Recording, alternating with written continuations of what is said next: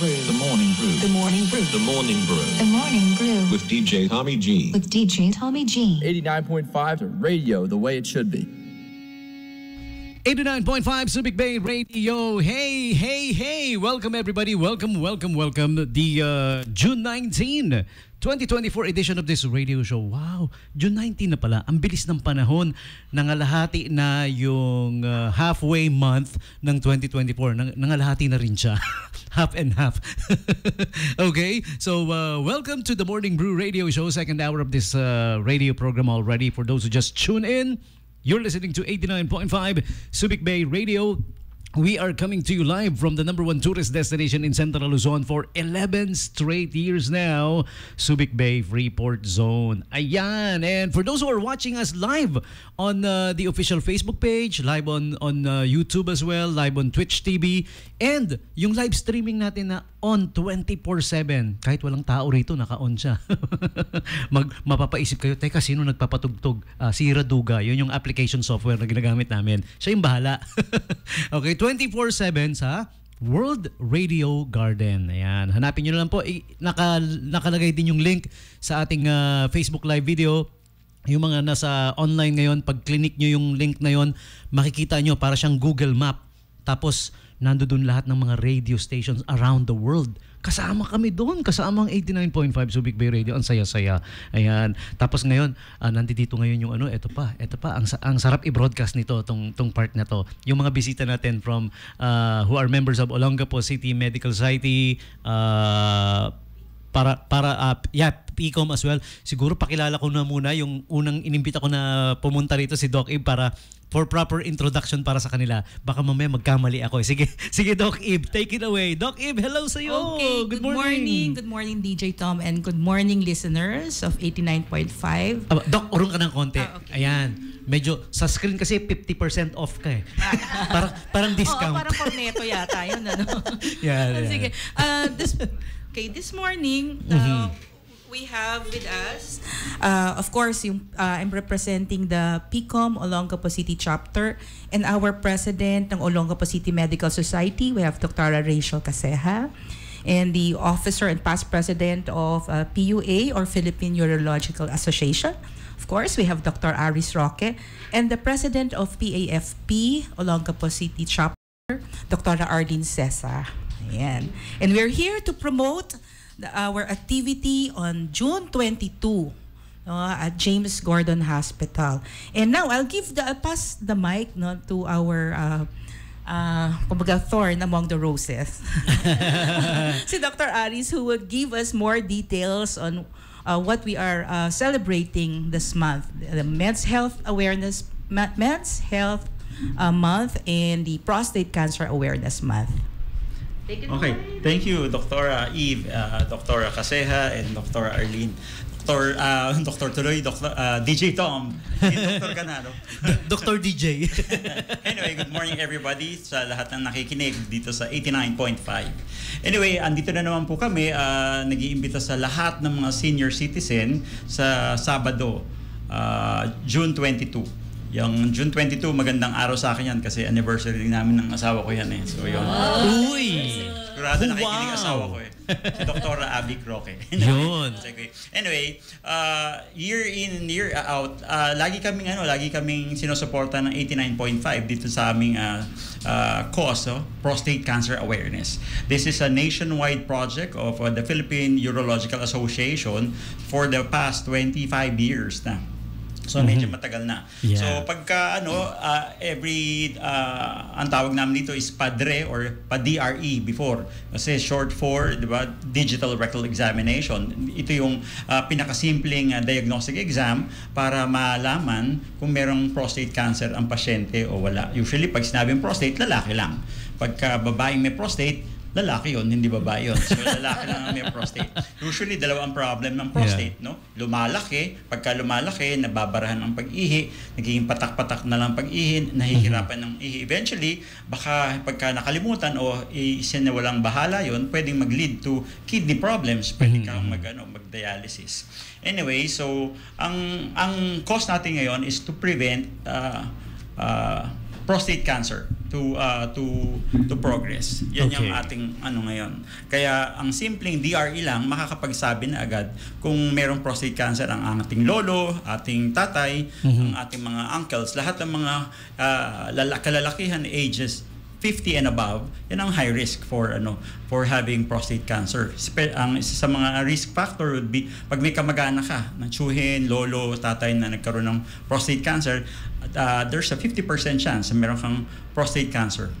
Okay. Or magkakaroon ka. So yun yung inaano namin sa Sabado, June 22 sa Alright. James Gordon Memorial Hospital. A lot of our residents will be there, and we will be having program, the usual. Siguro yung mga iba, mga balikbayan, yung ibig sabihin yung mga nagpunta na last time, ngayon babalik na rito. So magpapacheck. Kasi ang recommendation ng Philippine Urological Association para sa mga ang prostate health would be a yearly diagnostics for prostate cancer. Yun lang. Especially once you turn 40... 50. 50. 45 mas maganda, 50 pero the earlier the better, kasi ang natin sa cancer, in all cancer, would be early detection and early management. Qualified na pala ako dyan, Doc. Kasi this year, nag-51 ako eh. Kahit na mukhang 50 lang ako, 51 na ako. You're right. Tama yun. Dapat Pasok na pasok. maaga. Yeah. Okay. Yeah. You wanna add to that, Dr. Arlene Cesa? Yeah. Dr. Sige po. Rachel. Dr. Rachel. Si Dr. Rachel. Ay, good morning sa ating mga listeners. We would like to encourage lahat ng mga kalalakihan na 50 years old and above magpunta sa outpatient department ng James Gordon Hospital alas 8 ng umaga. So merong lay forum, so merong konting lecture para sa mga kaalaman kung paano ma-detect anong mga simptomas at paano alagaan ang mga prostate at saka paano malalaman kung may diferensya. So, importante na ma-check talaga ito dahil kaya siyang ma-prevent or ma-treat ng maaga pa. Ganon Okay. talaga ang cancer. The earlier na ma-detect, the earlier na ma-treat, mas hahaba ang buhay. Yun. Okay. Kailangan magpa-detect para mas humaba yung buhay. Hindi totoong kailangan kumain ka ng pansit para hindi pansit ang solusyon. Early detection is better than pansit. Yun. Kasabihan lang yung pansit eh. No? Sa pansit. Yan. Si Doc Arlene Cesa naman. Thank you. Yan. Thank you so much, DJ Tommy, for accommodating us this morning. Oh, always And my thank you. pleasure. Dami nating natututunan every time. Yeah. From Dr. Roque. As ako naman po, as your primary care providers, we encourage talaga lahat our patients, yung 50 years old and above, especially yung kahit walang symptoms po, nagre-request na sila to undergo ultrasound of the prostate gland, and yung iba po na may symptoms and borderline or suspicious po yung size ng prostate nila in the ultrasound. As much as we want to refer them agad sa ating mga urologists, like Dr. Roque, we advise them also to do the PSA or the prostate specific antigen po. Yun, sabi nga ni Dr. Roque, early detection and prevention and early management pala is the key. Yun. At saka naalala ko rin sinabi ni Doc Roque dati, padre is the key. Magpadre ka, magpa-DRE. Yes, tama. Para ma-check. Yan. Okay. I'll just add up doon sa sinabi ni Dr. Cesa, no, doon sa other screening tests that can be used, no, dahil yung DRE nga, it's a screening test din. With regards to the PSA, no, it's a prostate-specific antigen, pero yun, through dugo. Okay, And at saka yung ultrasound, no. We have partners actually na clinics and hospitals who will give discounted and promo rates, no, nakiusap tayo sa kanila for this celebration. So we have Laceda Medical Clinic that is situated near dito sa gate ng SPMA, and ZMMG. Okay. We would also have discounted promo rates for PSA and prostate ultrasound. Okay. And syempre, yung DRE, libre ito sa June 22. This June 22 Opo. libre. Yeah. Okay, and a simple lecture, SIS, ang tawag namin na Simple Informative lecture, no? Simple, short, and informative lecture para sa mga kalalakihan na pupunta. Doc, pwede naman pumunta kahit less than 50 years old, mga 30, 35? Yeah, actually, we encourage everybody. Yes. Kasi yung mga asawa nilang babae, alam mo naman, pagka ang information ay galing sa Sa babae, babae. mas Tama. kakalat yan eh. Diba? So, pero hindi naman... Sila yung nakakapansin, ano, Doc? Pero hindi naman natin i-DRE yung mga walang prostate, Yeah. mga lalaki lang. Yeah. Pero pag nagpunta kayo, gusto nyo makinig at mas maano yung kaalaman nyo tungkol sa prostate cancer, pwede naman pumunta kahit sino. Tapos kaya lang hindi man sapilitan yung digital rectal examination kung gusto niya lang. Yeah. Kasi kumbaga ang regular na consultation maabot siguro ng mga 800 to 1,000 pesos. Yeah. Doon wala kayong babayaran, malalaman niyo yung status ng ano niyo ng prostate niyo. Yes. Ang tinatanong nila kung bakit kung may cancer, bakit pa gagamutin o bakit ano. Ang maganda sa prostate cancer, meron kasing prostate cancer na mabait at saka may prostate cancer na mabangis. Dapat malaman natin yun. Kung anong klase. Anong una natin gagawin? Kung wala kayong pang ultrasound, magpa-DRE lang yun. Sasalitin lang yun sa loob ng prostate, malalaman natin kung may bukol. Ngayon, kapag may bukol at may suspecha tayo, papabiopsy natin. Pag ang biopsy naman, sa ultrasound lang ginagawa, outpatient, uuwi ka na rin. Malalaman natin kung yun, kung meron bang masamang bukol o mabait na bukol. Bakit? Kasi pagka yung mga mabait na prostate cancer, yun ang hindi kumakalat. May prostate cancer ka pero hindi siya kakalat. Okay. Magbibigay lang tayo ng murang gamot lang, nasa 150 lang pesos. Matutulog na yung prostate cancer mo. Samantalang kung ang prostate cancer ay mabangis, ang minimum dyan is 1,000 pesos ang isang tableta. 4 na tableta, araw-araw habang buhay. Pang mabangis na. Yun yung mabangis yun. So, the thing is, I'm just telling you this kasi hindi mo kailangan mamatay sa prostate cancer. Preventable. Kaya lang, syempre, finances ka naman mamamatay doon. So, Yun. pag malaman mo na mura lang pala, you could live with prostate cancer for a long time. Yun. So, yun ang magandang balita. In addition to that, so mga misis na nakikinig ngayon, sabihan nyo yung asawa nyo. Obserbahan nyo na Opo, sabihan nyo sila kasi baka dahil lang sa imbitasyon natin, hindi pupunta yan eh. Pero alam mo naman, pag misis ang nagsabi, hoy, pumunta ka. Tama. Nanginginig pa. Yes, ma'am. Yun. Tapos na yung Father's Day, no? Kaya dapat sumusunod na sila. Actually, kaya June natin sineselebrate yung DRE, di ba? Yung prostate health. Padre, Kasi June is the month for Father's Day at Opo, saka sa yeah. kahit hindi pa tatay pero at least for men. Yes. So June natin sineselebrate para maaalala nila na kailangan nilang bantayan din yung health nila. Yun. Doc Aris, by the way, doon sa consultation, halimbawa, meron siyang findings na dati, tapos meron siyang mga dalang mga laboratories na mga pwede rin po sila magpunta doon para rin magpakonsulta? Napakagandang tanong. Kasi halos ng mga pasyente namin nandun na minsan, kasi ang field of urology would involve yung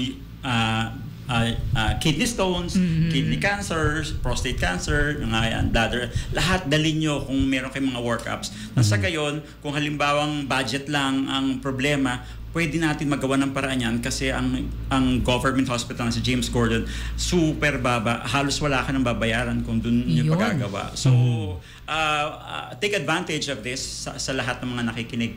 Kasi malaking bagay ito. Kumpara lang may magagawa ang gobyerno natin.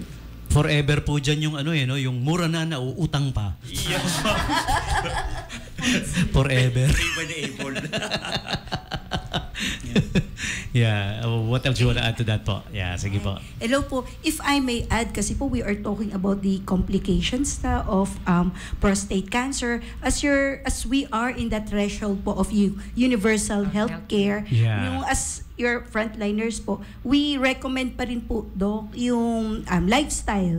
Kasi yung number 1 po, yung lifestyle changes. I-avoid nila lahat ng possible that could contribute to onset ng mga prostate. Not just prostate po, but other cancers po and other mga non-communicable diseases po. Mas malaki po ang participation yata ng lifestyle kaysa tama po ba ako? I'm no doctor pero very big contributing factor. Yeah, very big contributing The factor. diet Yeah, and tama. the lifestyle Yeah. practices. Okay.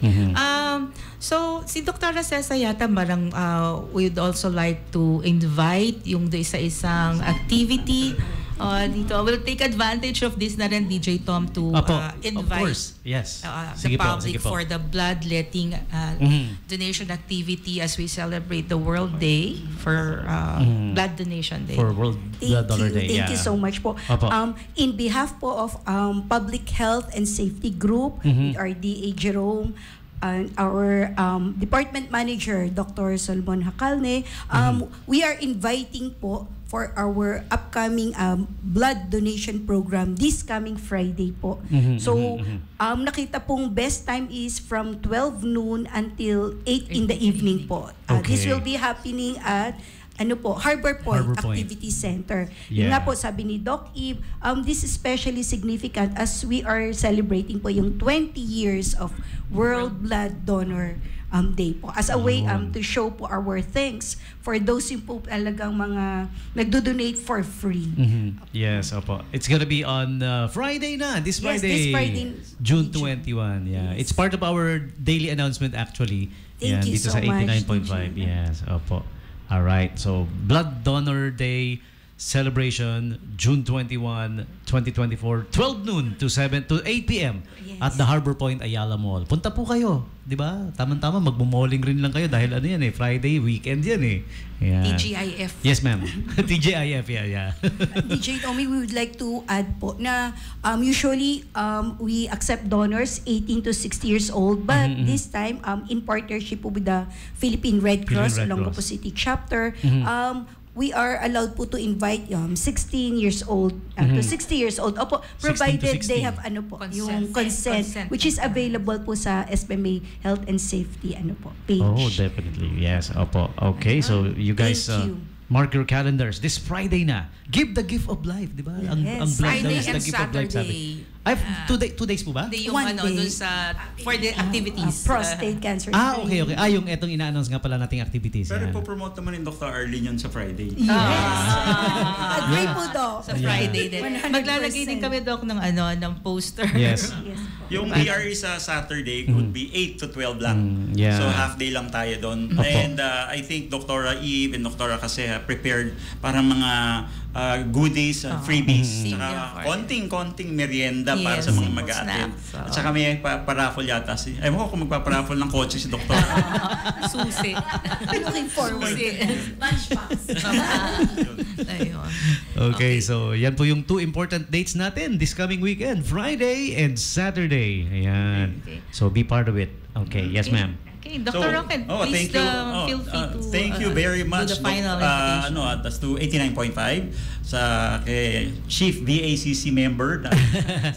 Always our pleasure po having you guys here. Yeah. Maraming salamat kasi parang pamilya namin ng 89.5. Every year andito talaga kami. Oh, that means a lot to me. Yun, talaga. Coming from you guys. Yeah. Hindi namin makalimutan talaga si Opo. DJ Tom and Salamat po. 89.5. Anyway, to wrap it this up, sorry pero sa Saturday 8 to 12, we will be waiting for you guys there. Sana dalhin nyo lahat yung buong mag-anak, mas maganda yon, pero first come first serve ang gagawin natin. So magkakaroon tayong konting kwentuhan, konting kamustahan, review ng prostate problem natin. Tas sabi nga ni Dr. Eve, dalhin yung mga ultrasound result nyo, kumbaga magkakaroon tayo ng mass consultation para mabigyan kayo ng ng tulong at maintindihan mabuti. Huwag kayong kabahan at wala namang bayad to. Yeah. So huwag kayong kabahan at ang mga doktor ay kaibigan nyo. We are here to heal. Exactly. Ayan. Thank you. Very beautiful. Yeah. Oo. Yes, ma'am. Lastly, since kung napapansin nyo, ang James Gordon Hospital is undergoing construction, supposed to be doon sa outpatient department yung entrance sana. But I think hindi pa siya allowed daanan doon kasi may Okay. ginagawang building doon. So ang alam ko is yung entrance would be at the emergency room. Pero sabihin ninyo na a-attend kayo ng seminar on prostate health, Okay. and very very important, kailangan naka-mask. Yun. Walang pwedeng pumasok sa hospital na hindi nakamask. Yun. At okay. siguraduhin lang syempre na kung pupunta kayo doon para mag-attend ng seminar, wala kayong sakit. Yes. Walang ubo, walang sipon, walang nagnat. Kasi even if sinasabi na controlled na yung COVID, we have to be aware na Yes. meron pa rin mga pailan-ilan na nakikita natin at merong mga simptomas. So just to be prepared and just to be aware na hindi kumalat ulit yung mga Yes. sakit. So kailangan, kung may ubo, may sipon, magilagnat, wag nang pumunta. Kung pupunta doon, nakamask. At Yes dito po. sila dadaan sa may emergency room entrance. Yes po. Kahit naman hindi COVID yan, hindi naman talagang magandang kumalat pa rin yan eh. Ubusin po. And wag matakot yung ibang mga pupunta because we'll make the area as safe as possible. We'll be Yun. considering the ventilation of the area. Yes, yes. Just Yes. as long as, kahit naman saan kahit na hindi sa ospital or sa ibang lugar, no? Sometimes we have to use our risk-based decision when to use our mask. Ayun. Sige. Don't worry po. We will keep repeating those reminders hanggang Friday. May program ako. Saturday and Sunday, pahinga. Pero I'll keep repeating it until Friday edition of this program. Thank you. Okay, thank you. Pleasure's mine. Thank you Pleasure's very always mine. much. Next year ulit. Okay. We've been Ayan. doing this, Dr. Roque, for 13 years. Yeah, oo nga. Nakakatuwa nga eh. Sabi ko nga noon kay Doc, I wish we have this kahit monthly or kahit weekly pa nga siguro. Monthly, sige, One of the pag-usapan segments. namin yan. Opo, yes. Health, I hope you guys would health matters. return more. Yes. Meron naman lagi tayong awareness or info campaign na ginagawa every month eh. Hindi naman nawawalan yan eh. Or even weekly pa nga eh. Opo. Okay. All right. Thank you very Thank you, much. thank you. Maraming salamat once again, ladies and gentlemen. Dr. Eve Natividad, Dr. Rachel Casea, Doc Aris Roque, and Dr. Arlene Cesa. Ayan. Thank you for making my program extra fun and very informative. Thank you. Maraming salamat po. Ayan. Okay. So we will press play on the next requested song. Pero commercial break muna. Diyan lang po kayo, King Alice, because we will be back with more. Bawat sigaw at mura, panlilibak at pagmamahiya, lahat ay yan pa sa